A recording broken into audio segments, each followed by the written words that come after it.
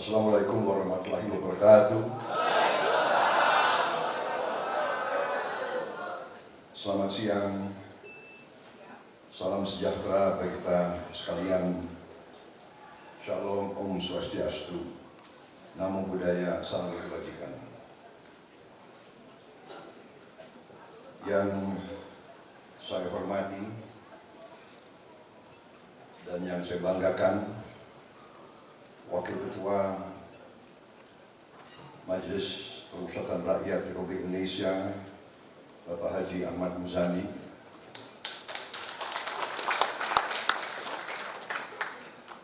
Dewan Pembina Setia Prabowo, Haji Romo M. Syafi'i, Ketua Umum Setia Prabowo Dr.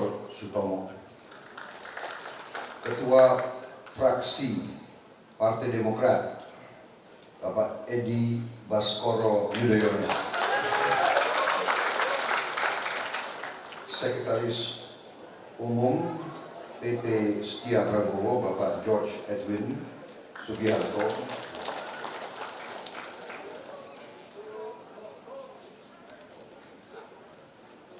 Dewan Pimpinan Pusat Partai Amanat Nasional yang hadir, Rumah Besar Relawan 08 Bapak Haris Modi, Bendahara Umum Setia Prabowo Bapak Sabarudin, Ariza Patria, Ketua DPD Partai Gerindra DKI, mantan Wakil Gubernur DKI, Ibu Hima Muzani yang saya hormati, Bapak Sodik Mujahid, anggota DPR RI, Ibu Hima juga anggota DPR RI, Bapak Sodik Mujahid, kemudian Bapak Daruri, anggota DPR RI, dan tokoh-tokoh nasional yang hadir, yang tidak saya sebut satu persatu tanpa mengurangi rasa hormat saya. Saudara-saudara sekalian, tokoh-tokoh Gerakan Setia Prabowo yang hadir dari seluruh Nusantara, saya pertama-tama ucapkan terima kasih atas undangan ini.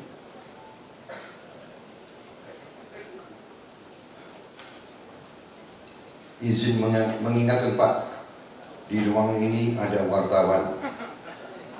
Gak apa-apa ada wartawan. Justru terima kasih ada wartawan. Dia report.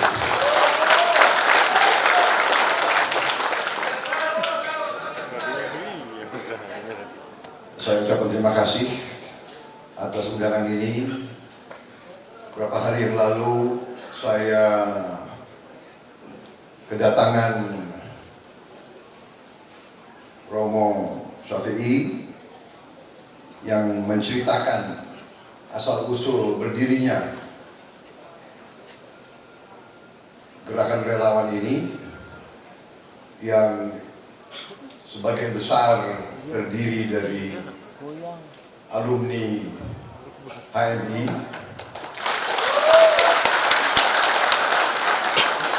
dan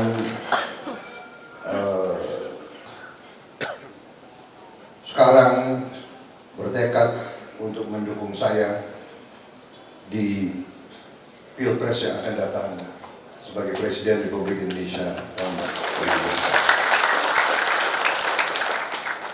2024. Saya sesungguhnya merasa bisa dikatakan sebenarnya saya tidak mau terlalu dielu-elukan sebagai Prabowo. Sebenarnya jati diri seorang pejuang jati diri seorang pendekar itu dapat pelajaran dari kecil, rame ing gawe, sepi ing pamrih.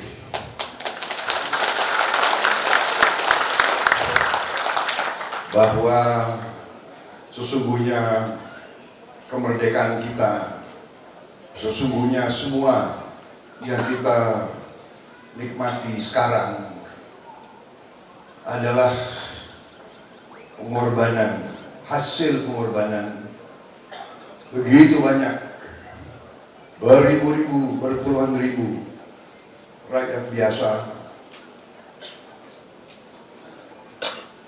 tokoh-tokoh yang berjuang ratusan tahun yang tidak menikmati Indonesia merdeka. Begitu banyak yang berkorban untuk kita merdeka. Mereka-mereka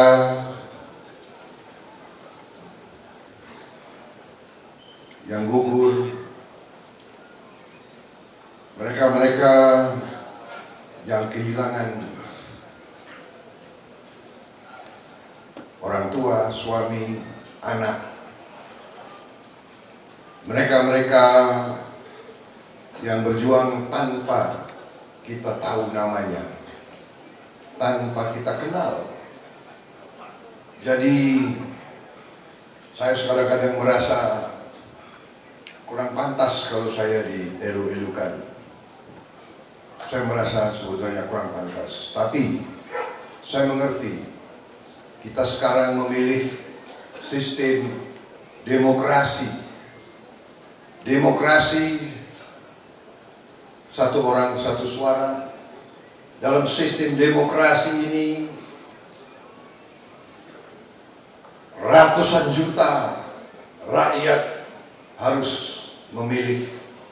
Ratusan juta rakyat kita harus menentukan pilihannya.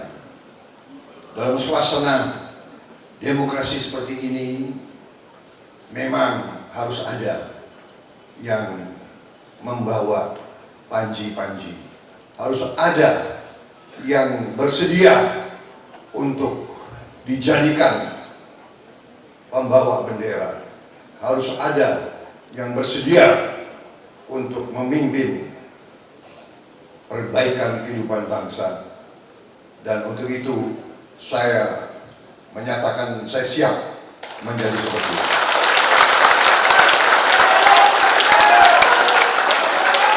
Walaupun saya merasa tidak pantas sebenarnya, saya manusia biasa. Saya manusia biasa, penuh dengan kekurangan, penuh dengan kelemahan.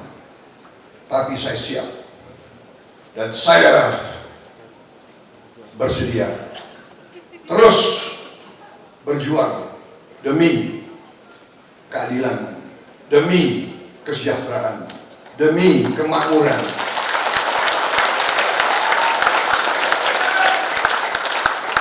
Saya bersedia. Saya ucapkan terima kasih atas dukungan saudara-saudara sekalian. Dan saya juga ingin menggunakan panggung ini, kesempatan ini, saya juga ingin mengucapkan terima kasih kepada relawan-relawan lain yang mungkin pada saat deklarasi mereka saya tidak bisa hadir. Saya ucapkan terima kasih kepada semua relawan-relawan yang menyatakan mendukung saya. Saya mengerti saudara tidak bermaksud mengelu-elukan saya, saudara tidak bermaksud untuk memuji-muji saya, bahwa saudara butuh pemimpin yang memimpin saudara-saudara.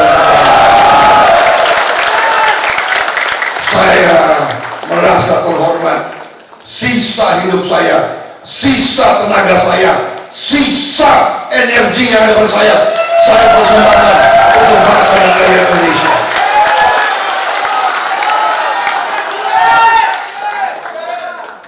Saudara-saudara sekalian, saya kira saudara-saudara sebagai alumni HMI, bagian dari cendekiawan, mahasiswa cendekiawan. Alumni berarti lebih matang, banyak yang sudah sarjana. Saudara-saudara, tidak hanya sarjana dan cendekiawan, saya kira semua rakyat kita sebagian besar yang punya nalar, yang punya mata, yang punya telinga, yang punya hati, yang punya perasaan, melihat, merasakan apa yang dirasakan oleh rakyat dan bangsa kita.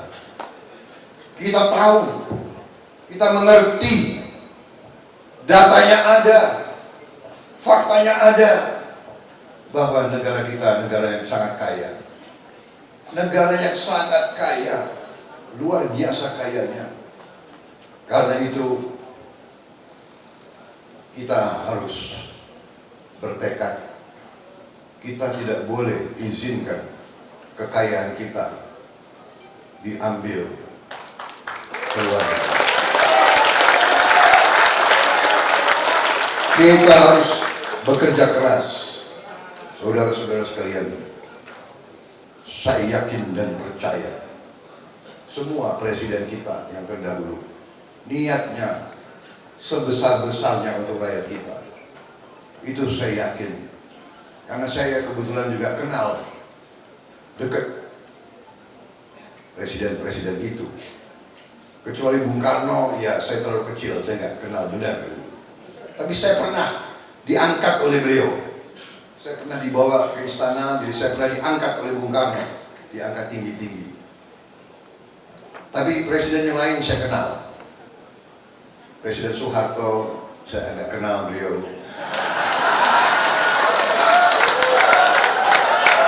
Loh,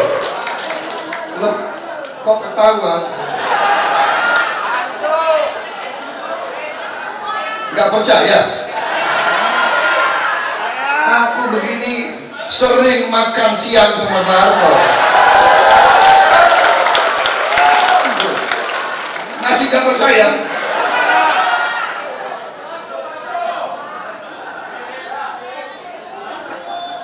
Presiden kedua, saya juga kenal dekat, Pak Habibie, kenal. Nggak percaya lagi? Tanya itu Pak Ilham, putranya, sering. Saya juga sering makan siang sama Pak Habibie. Presiden ketiga,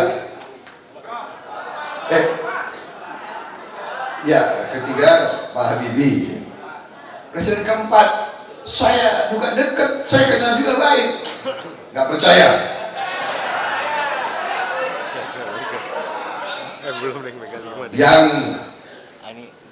Yang boleh masuk kamar tidurnya Gus Dur ya termasuk saya.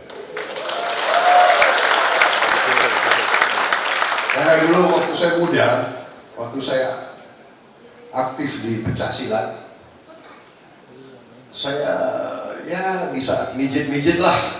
Beliau suka dipijit oleh saya, jadi saya tukang pijitnya Gus Dur.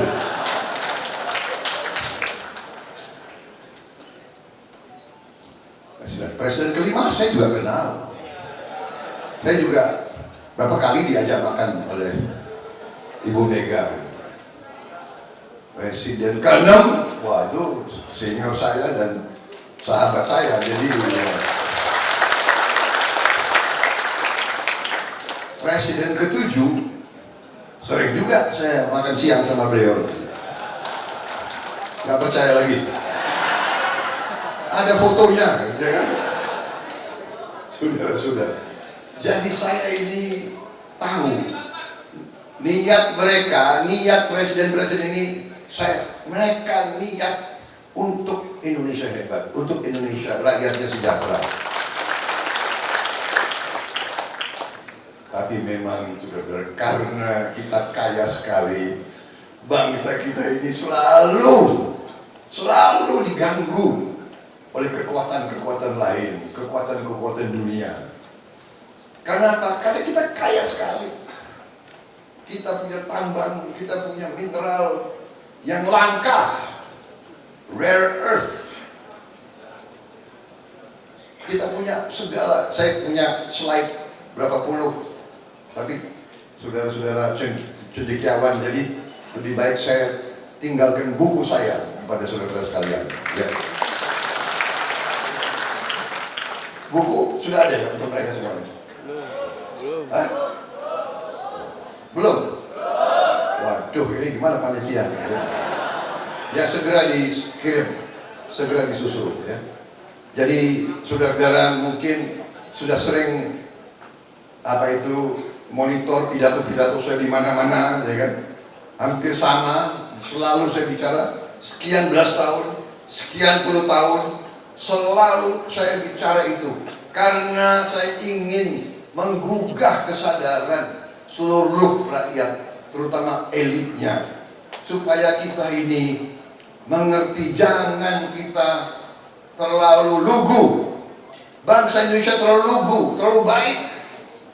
Karena ini sifat adat kita seperti itu ya. Kita dari kecil oleh orang tua kita selalu dididik, diajarkan untuk menjadi orang baik. Benar atau tidak? Nah, kalau nanti jadi orang yang baik ya,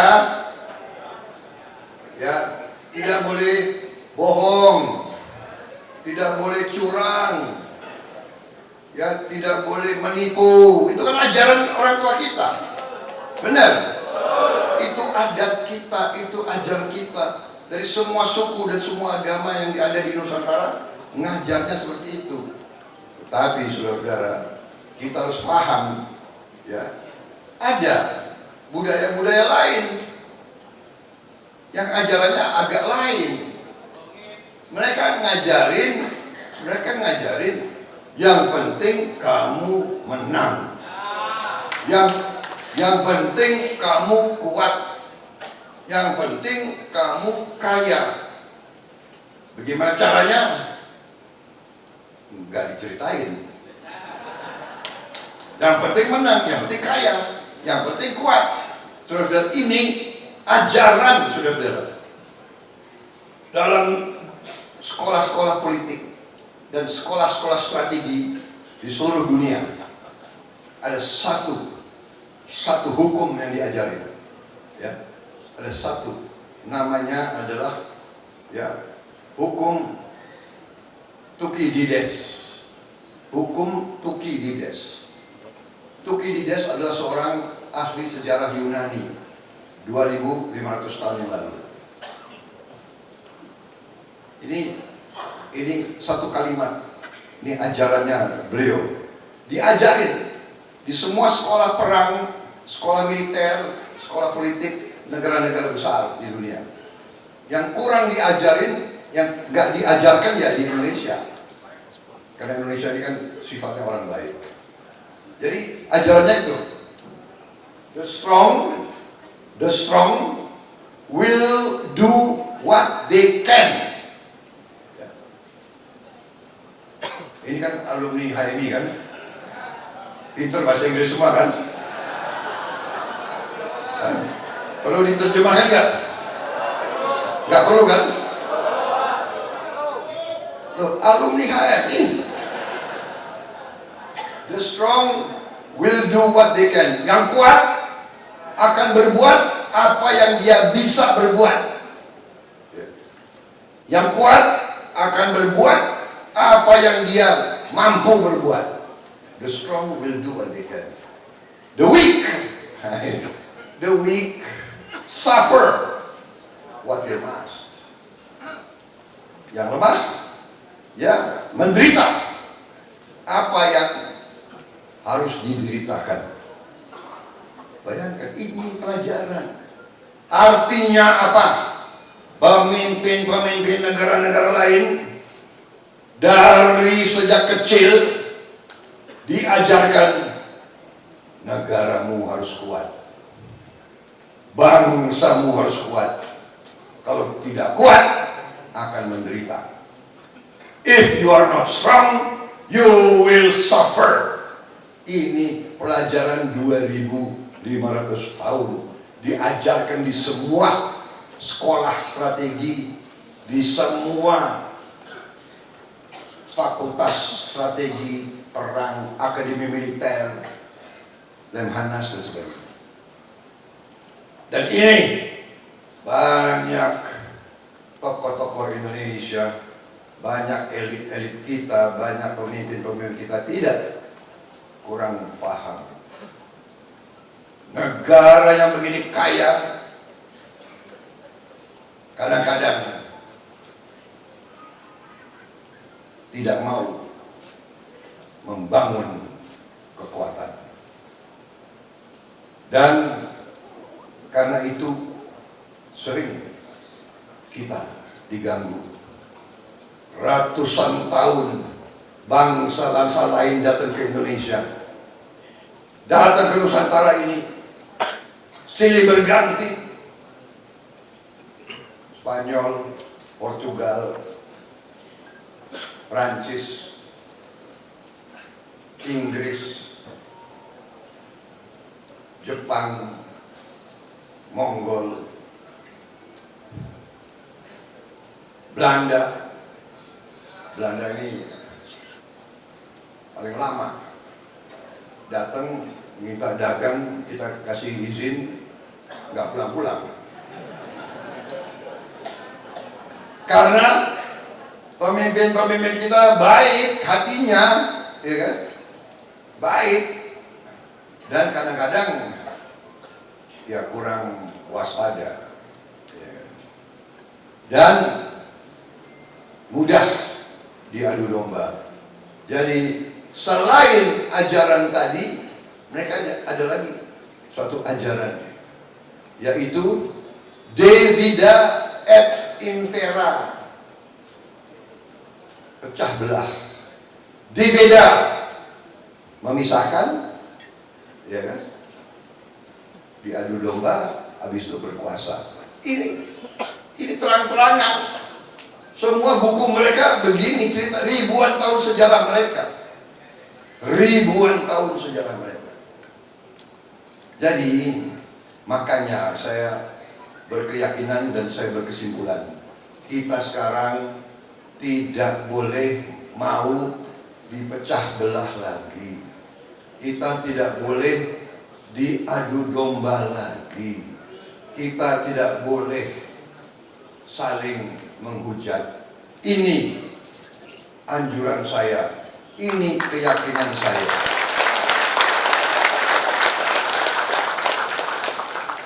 Kita pernah banyak perbedaan di masa lalu. Kita pernah. Karena selalu kita jadi sasaran ideologi-ideologi asing masuk ke Indonesia. Masuk ke Indonesia. Iya kan? Ideologi-ideologi asing. Kemudian kita perang di antara kita. Tapi kita sudah mengatasinya.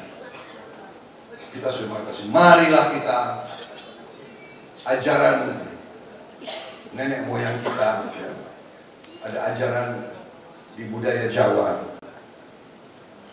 Mikul dhuwur, mendem jero. Ya.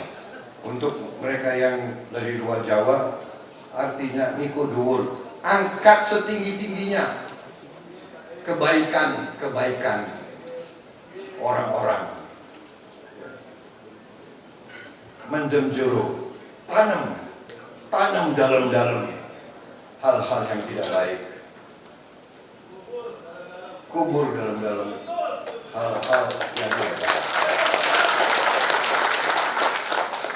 Jadi kalau sedikit-sedikit ada paradigma, sedikit-sedikit ungkit-ungkit zaman dulu, ya. Jangan-jangan nanti peristiwa-peristiwa zaman Gajah Mada mau diungkit-ungkit lagi. Ya. Kapan kita membangun negara yang sejahtera? Rakyat kita butuh pangan, rakyat kita butuh sandang, rakyat kita butuh papan, rakyat kita menuntut kehidupan yang baik, kehidupan yang sejahtera. Kita harus berani sekarang. Kita harus berani sekarang mengatakan kita bertekad menghilangkan kemiskinan dari bumi Indonesia.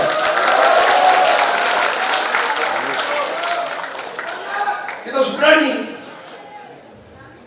Negara kita kaya.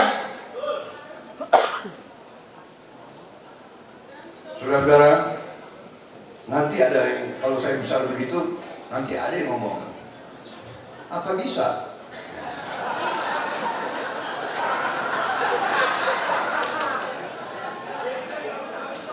Iya kan? Kita rencana manakala, saudara-saudara, manakala kita Koalisi Indonesia Maju bersama Prabowo Subianto bersama Koalisi Indonesia Maju dan bersama saudara-saudara sekalian, manakala kita diberi mandat oleh rakyat, ya, kita bertekad melaksanakan, ya, kita akan hilangkan kemiskinan. Kita bertekad menghilangkan kemiskinan. Untuk itu kita harus swasembada pangan. Kita swasembada energi. Kita swasembada air. Harus. Ya, dan saya sudah menyampaikan bahwa kita akan menghilangkan kurang gizi, stunting. Caranya akan kita beri makan siang untuk semua anak-anak Indonesia. Saya ulangi, semua anak-anak Indonesia dan ibu-ibu yang sedang hamil. Semua anak-anak di sekolah dan di pesantren, di swasta dan di negeri, semua anak-anak akan kita kasih makan. Nanti ada yang nyinyir, sudah mulai ada kan? Ya, apa bisa?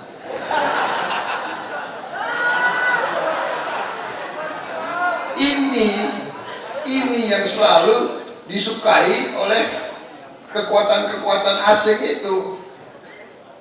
Orang-orang Indonesia yang tidak punya keberanian, punya cita-cita yang luhur dan tinggi, kalah sebelum perang. Nah, ini apa bisa? Apa bisa? Kaya, tapi kok kekayaannya nggak bisa kita pakai untuk sebesar-besarnya rakyat kita. Kekayaan kita harus kita bikin dirasakan oleh seluruh rakyat Indonesia.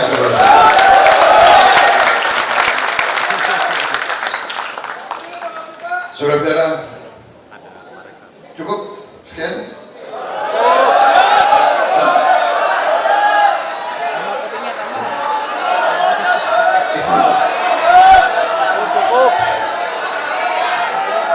Ini aneh ini audiens ini. Majelis ini aneh. Biasanya orang tuh males dengar pidato, iya kan?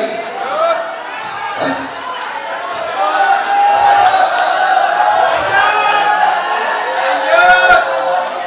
Apalagi ini?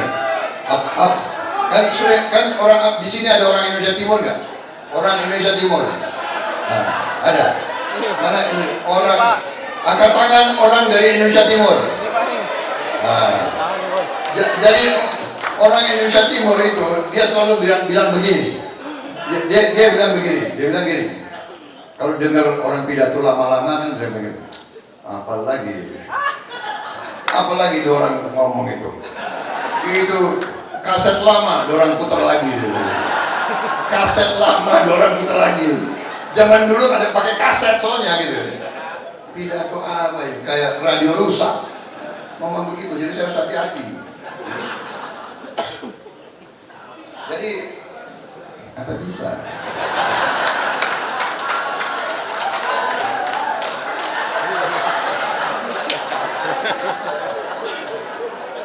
Bisa.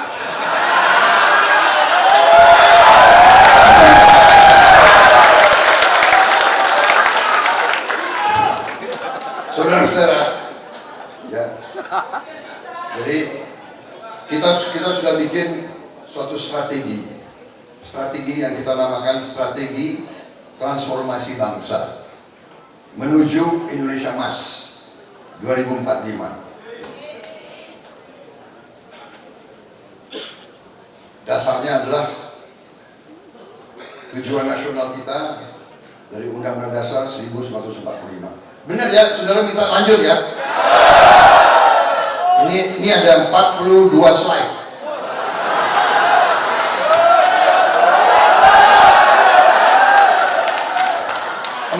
Empat 42 slide kali 3 menit 1 slide.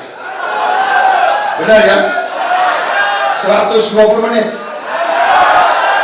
Hah? Kuat? Enak aja, gue gak kuat.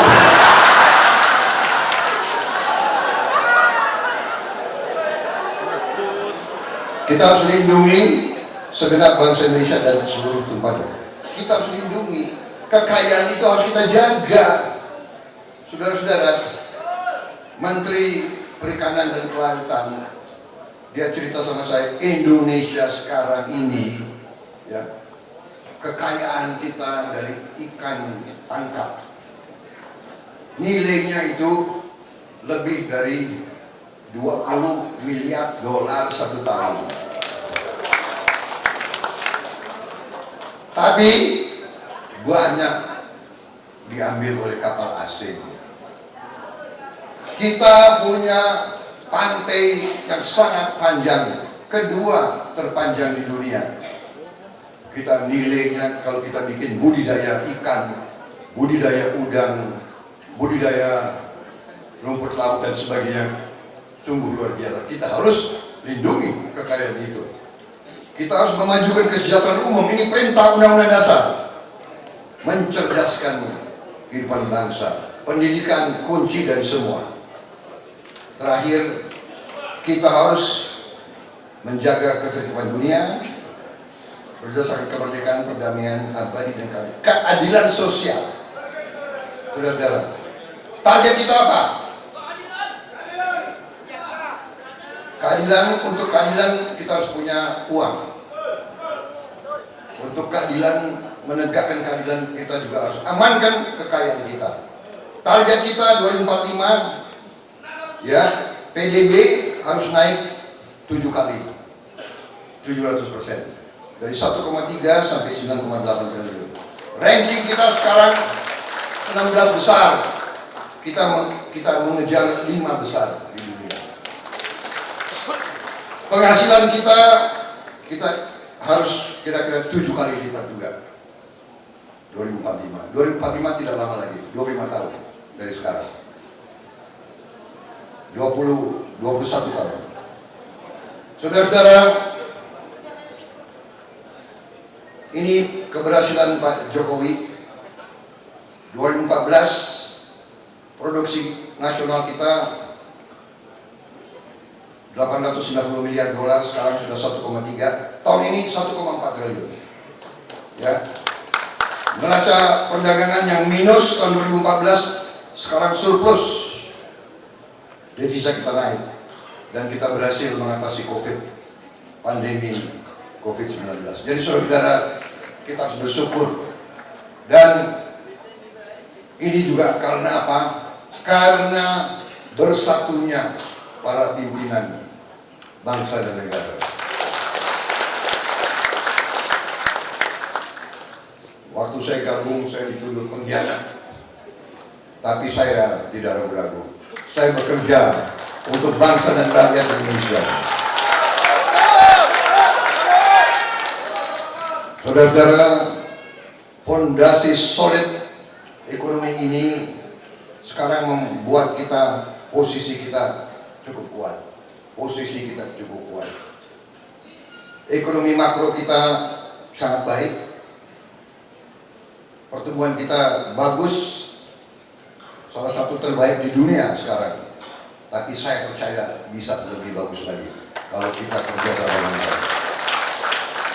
Inflasi kita masih terkendali, ya. Hutang kita juga masih rendah. Saudara-saudara, rata-rata inflasi kita 4%, tapi ini pun harus kita jaga baik-baik. Terendah sejak tahun 67, tapi kita harus jaga baik-baik. Ekonomi tumbuh, produksi terus menaik, dan ini juga adalah pentingnya hilirisasi. Hilirisasi artinya kita tidak mau izinkan lagi kekayaan kita dijual murah. Kita tidak izinkan lagi bahan baku sumber alam kita dijual sebagai bahan baku. Kita tidak mau izinkan lagi. Kita menuntut, mewajibkan harus diolah di Indonesia. Dan ini banyak negara-negara asing nggak suka. Jadi Uni Eropa berang, ya, dengan kebijakan Pak Jokowi mereka berang. Mereka bilang mereka akan boikot produk-produk kita. Mereka akan boikot. Mereka sebelum kita bikin hilirisasi, sebelum Pak Jokowi melarang ekspor nikel, mereka sudah larang. Mereka sudah tutup jual kelapa sawit kita ke sana, ya kan? Dalam hati, dan saya sampaikan kemana-mana, mereka larang, mereka nggak mau beli kelapa sawit kita. Alhamdulillah, terima kasih, you nggak mau beli kelapa sawit kita. Kita nggak akan jual ke kamu deh. Kita akan gunakan kelapa sawit itu untuk kepentingan dalam negeri, untuk kepentingan rakyat Indonesia. Saudara-saudara, kelapa sawit kita produksinya sekitar 25 juta ton. Untuk minyak goreng 6 juta ton. Sisanya kita bisa bikin BBM. Kita bisa bikin solar dari kelapa sawit. Kita nggak usah import lagi nanti, saudara. Kita akan bikin Bio 100, B100 sudah pernah dibuat oleh Indonesia, saudara-saudara. Pernah kita buat B100 dan harus kita buat terus. Pada saatnya nanti kita akan bikin B100 ini. Menteri Pertanian pada saat itu berhasil membuat B100, solar 100% dari kelapa sawit. Jadi mereka nggak mau beli kelapa sawit kita, terima kasih, alhamdulillah.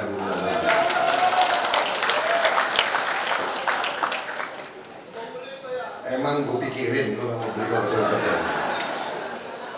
Hati-hati lo, nanti kita juga nggak mau beli mobil-mobilmu,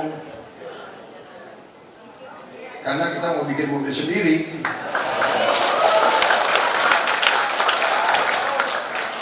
Jangan suka anggap remeh orang Indonesia. Terlalu lama kita dianggap remeh, ya kan? Saudara-saudara, dulu kita dianggap lebih rendah dari anjing, ya kan? Verboden for Honden and Inlander. Verboden itu ada ya? Slide-nya, mana slide-nya?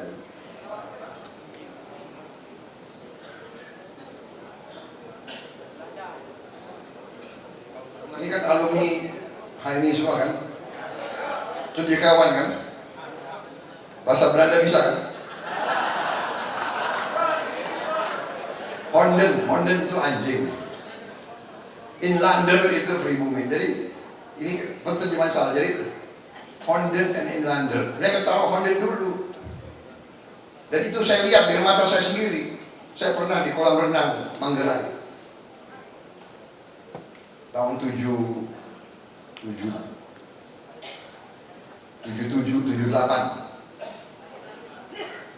Sekarang udah dibongkar, salah, harusnya nggak dibongkar, harus dilestarikan supaya anak-anak muda tahu. Dulu kita orang Indonesia dianggap lebih rendah dari anjing. Ini anak-anak zaman sekarang harus tahu, ya. Dan tidak hanya kita, di India juga sama. Di India dulu mereka dikatakan dulu Indians and dogs not allowed. Ya, dogs dulu.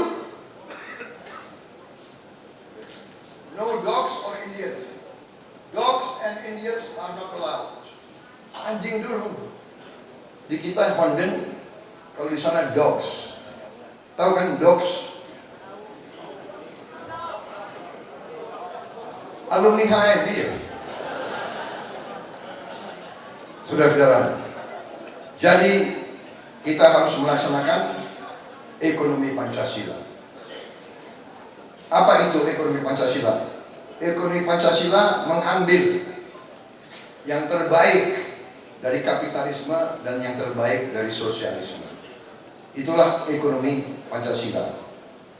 Ekonomi yang membuka lebar kesempatan berinovasi dengan kebebasan pasar, tapi juga ekonomi yang perhatikan dan mengadakan social safety net, pengamanan sosial untuk masyarakat yang paling lemah. Bila perlu, pemerintah intervensi langsung untuk kurangi kemiskinan dan mencerdaskan bangsa. Jadi saudara-saudara, kita harus berani.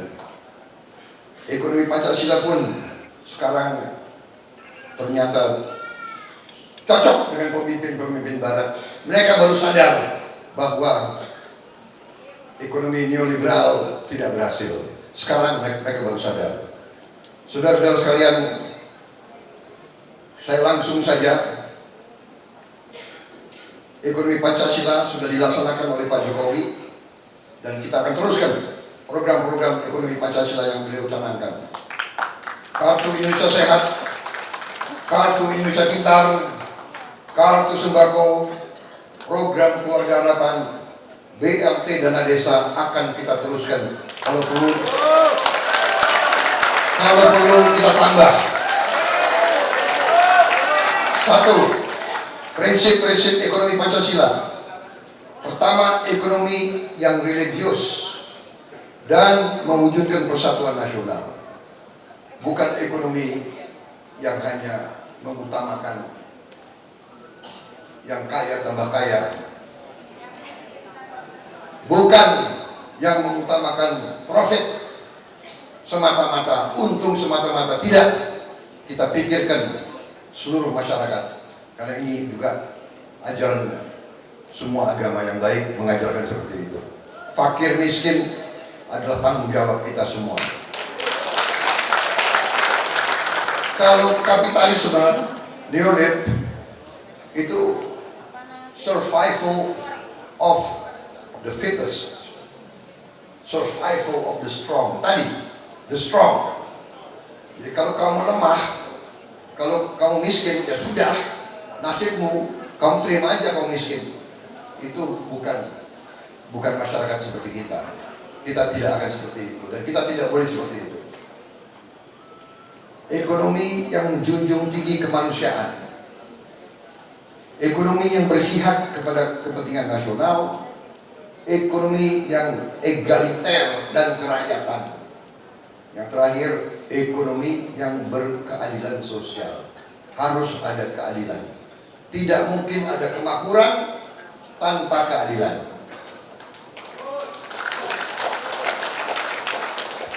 Jadi, bagaimana caranya mencapai target tadi?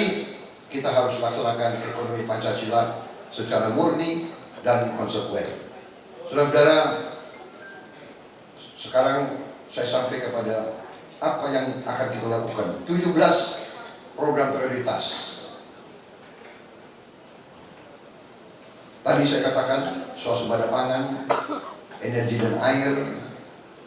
Kita harus berantas korupsi, kita harus berantas kemiskinan, kita harus berantas narkoba. Ini 3 penyakit yang menghancurkan sebuah negara. Korupsi, narkoba, dan kemiskinan. Harus kita berantas. Harus kita berantas. Kita perbaiki politik yang sekarang, hukum yang sekarang, birokrasi harus kita perbaiki. Ya. Sekarang sistem politik kita menurut saya terlalu mahal. Sulit kalau orang tidak punya uang banyak maju di politik.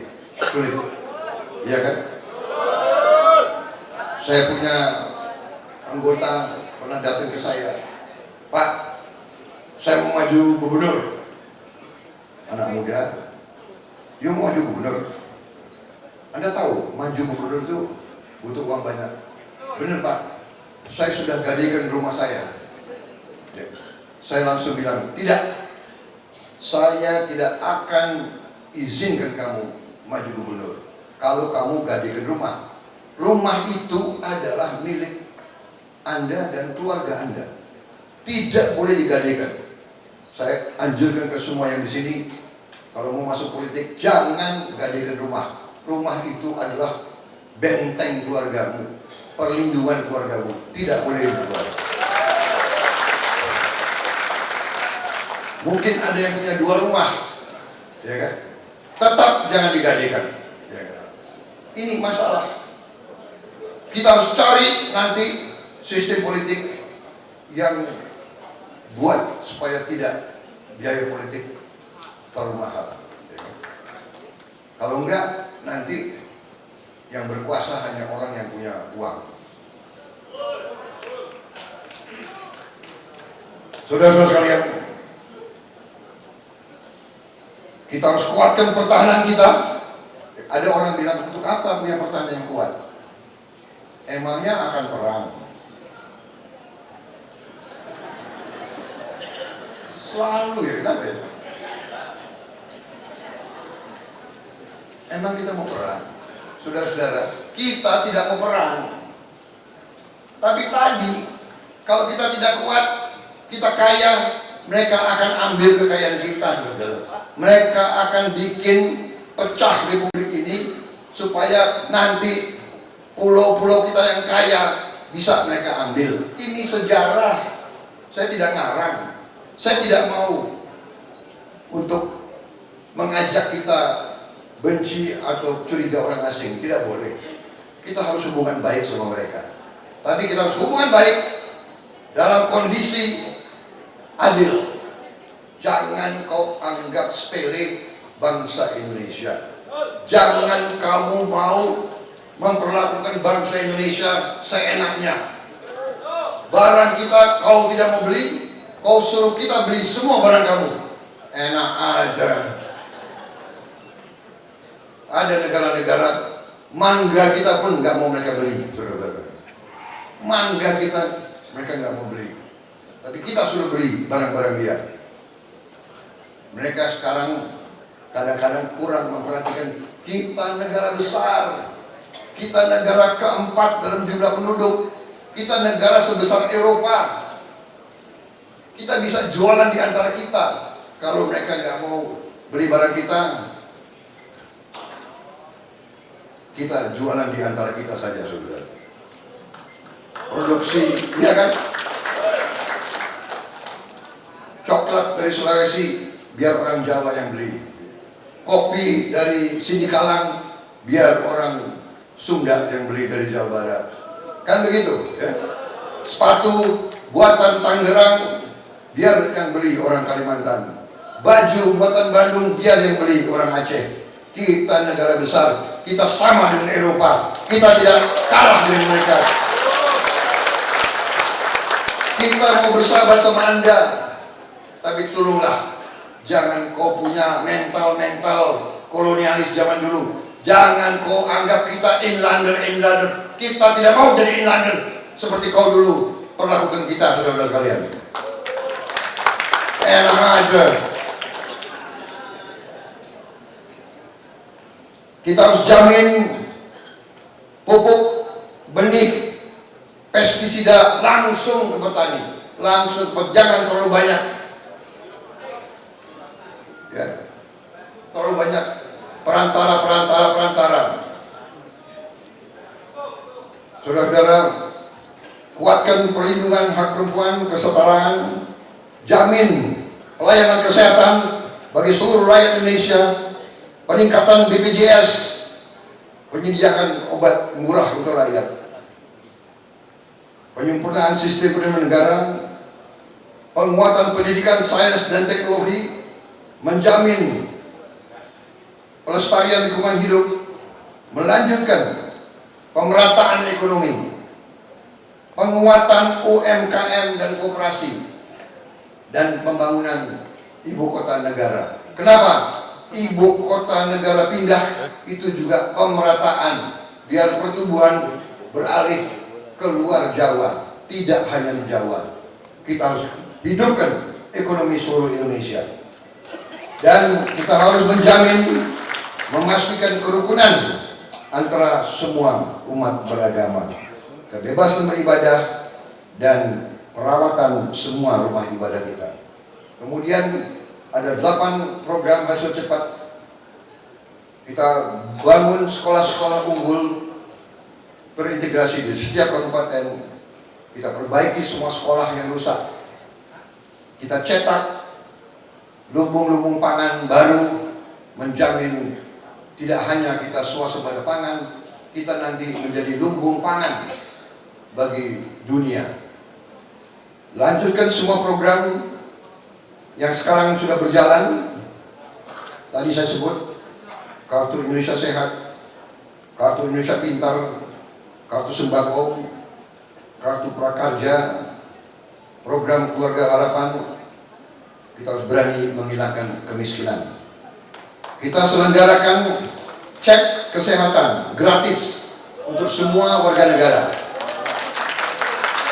Sekali setahun setiap warga negara harus dicek kesehatannya, karena kita harus tangkap kalau ada penyakit masih dini. Kalau sudah terlanjut, repot mengobatinya. Kita harus lanjutkan pembangunan infrastruktur desa, BLT dan desa, dan kita bisa menyiapkan rumah murah untuk orang-orang yang perlu rumah. Yang terutama, yang strategis, kita akan memberi makan siang dan susu gratis di semua sekolah pesantren untuk semua anak-anak Indonesia.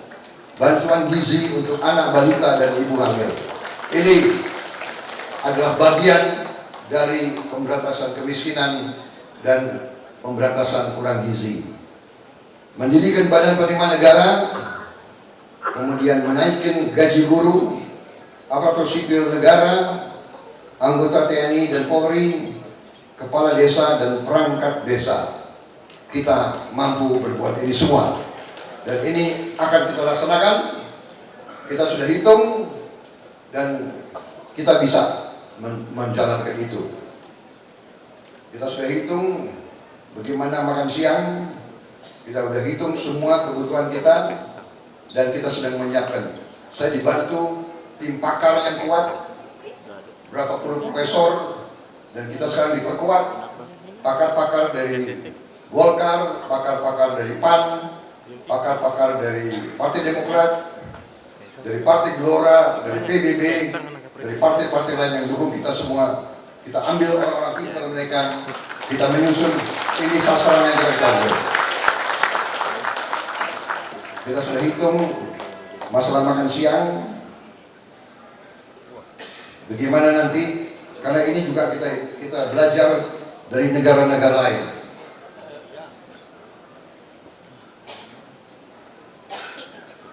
Saudara-saudara sekalian, sekarang saya kira cukup rinci. Saya tidak akan terlalu panjang lebar. Terakhir aja saya kasih bukti kepada saudara-saudara bahwa kita nanti lumbung-lumbung pangan kita akan buat di rawa-rawa. Kita sudah coba sekarang, sudah dilaksanakan di beberapa tempat, ya, rawa, karena ini tahun-tahun depan akan sulit air. Kalau di rawa masih ada air, kita bisa bikin lumbung-lumbung pangan. Sekarang sudah sebagian dilaksanakan di Kalimantan Selatan. Ini Anda lihat di atas sebelum dikelola, di bawah sesudah dijadikan sawah. Lanjut. Lanjut. Lanjut. Lanjut. Enggak. Nah, rawa nanti jadi budidaya itik produktif, telur bebek protein. Ini nanti kita ini akan swasembada pangan, bukan swasembada beras saja, swasembada pangan. Ya. Saudara-saudara sekalian, ini pernah kita laksanakan dan akan kita laksanakan kembali. Kita sudah akan nanti swasembada energi. Masa depan kita cerah, masa depan kita baik. Yang penting adalah kita harus benar-benar mengendalikan, mengelola, menjaga karunia kekayaan yang diberikan oleh Yang Maha Kuasa. Untuk itu, terima kasih deklarasimu, tapi saya tetap membutuhkan bantuan saudara-saudara, dukungan saudara-saudara untuk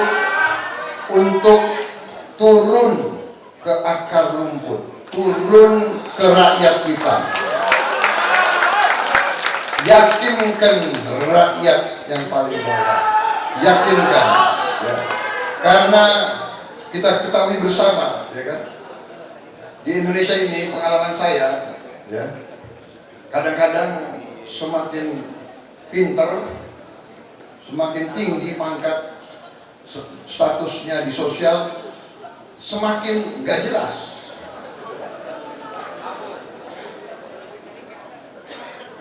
Pengalaman saya ini, justru yang di bawah itu kadang-kadang yang lebih jujur, ya.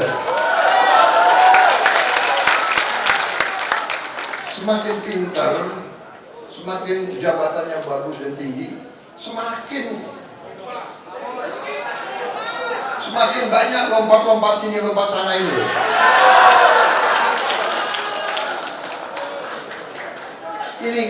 Ini kita waspada, ya kan? Habis itu akalnya banyak. Bagaimana caranya, ya kan? Bagaimana caranya nipu rakyat lagi itu loh. Kita tidak boleh sekarang. Jadi terima kasih. Saya merasa moral saya naik.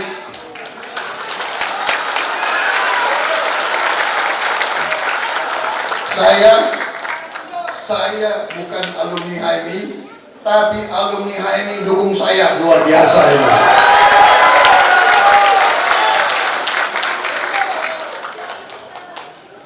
Mayoritas alumni HMI. Terima kasih saudara-saudara. Berarti bukan saja kalian otakmu, tapi hatimu luar biasa. Terima kasih. Kalian bisa melihat dengan mata hatimu. Kalian bisa dengar dengan hatimu, dengan getaran. Saudara-saudara, kita bisa menjadi bangsa yang hebat. Kita bisa hilangkan kemiskinan. Rakyat miskin bisa kita bantu supaya tidak miskin lagi.